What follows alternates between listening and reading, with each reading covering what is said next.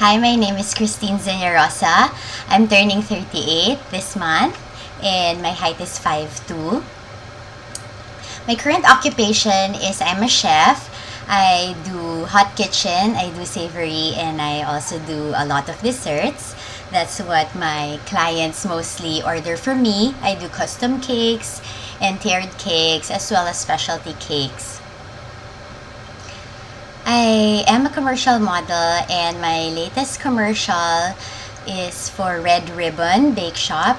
It was a commercial I shot here in the Philippines, but the airing of the commercial was for TFC, airing only in America. About my family, I am a single mother of 2 girls. My girls are aged 8 and 6, and they are now both in school. So they're the ones who give me joy in my life. Healthcare. Yes, oral healthcare is very important to me. As a young child, my dad would always stress to us that we should always brush our teeth 3 times a day. And I realized as an adult that it's very important because not only do we have a complete set of teeth that we don't need to wear dentures, but we also have teeth that are healthy. And of course, you always want to avoid bad breath. I belong to a field wherein I deal with a lot of clients. So when I speak to them, I need to be confident. The oral care problems that I have encountered, of course, would be growing up as a child, would be definitely cavities, sensitive teeth. Sometimes nangingilo ako. And the reason for that is, of course, I am in the sweets industry and I love sour food.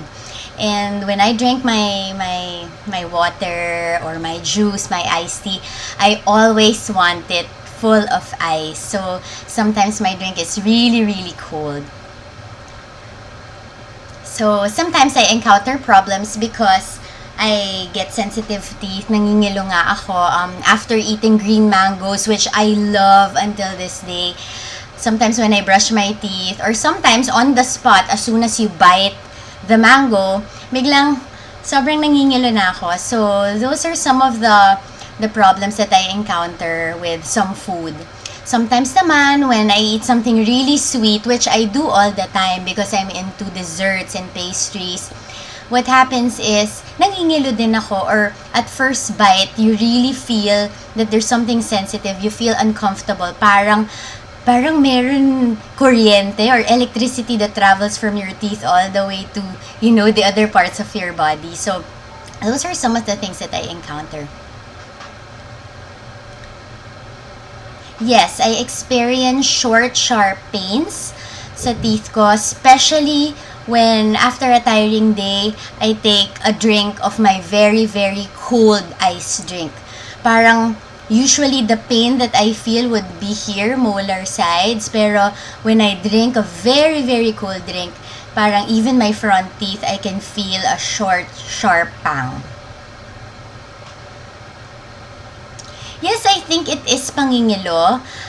That's what I generally attribute it to or call it pangingilo, because anything or any sensitivity that I feel around my mouth, especially when it's, from my teeth, parang for me, it's pangingilo kasi parang I always feel parang electricity, yung parang gano'n, parang nakukuryente ako. And I really don't like that feeling, buti na lang, parang short lang siya.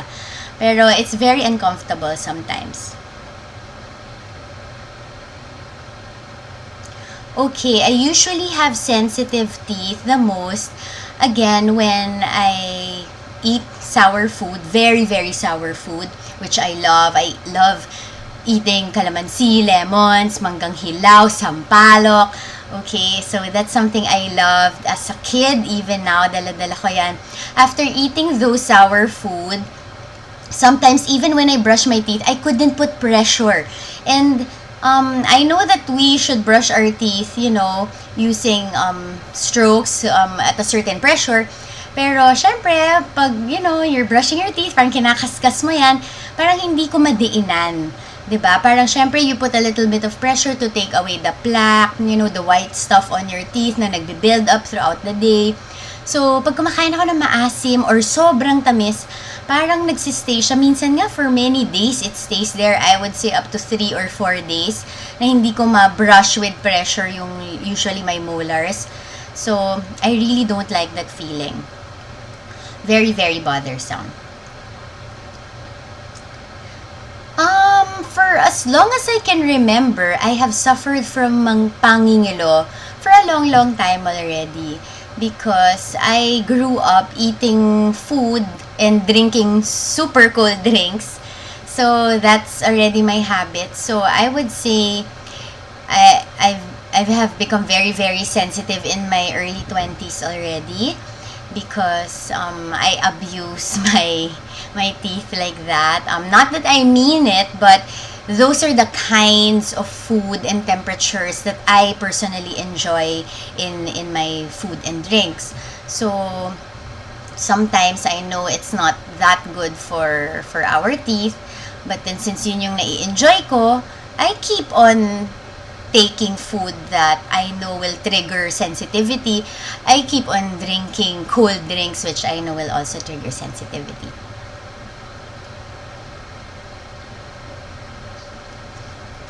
The things that I have to do to be able to manage the pain or the electricity of pangingilo is to brush my teeth with a toothpaste that helps in alleviating the sensation or maybe numbs the sensation. So that's what I do. When I know that I can't afford to have sensitive teeth at the moment, I try to avoid super sweet food like chocolates, candy bars, caramels, yung super talagang gawa sa sugar, yung mga ganun ka-potent na sweet food. I try to avoid acidic food. And it's hard for me to avoid drinking cold, especially in this hot weather.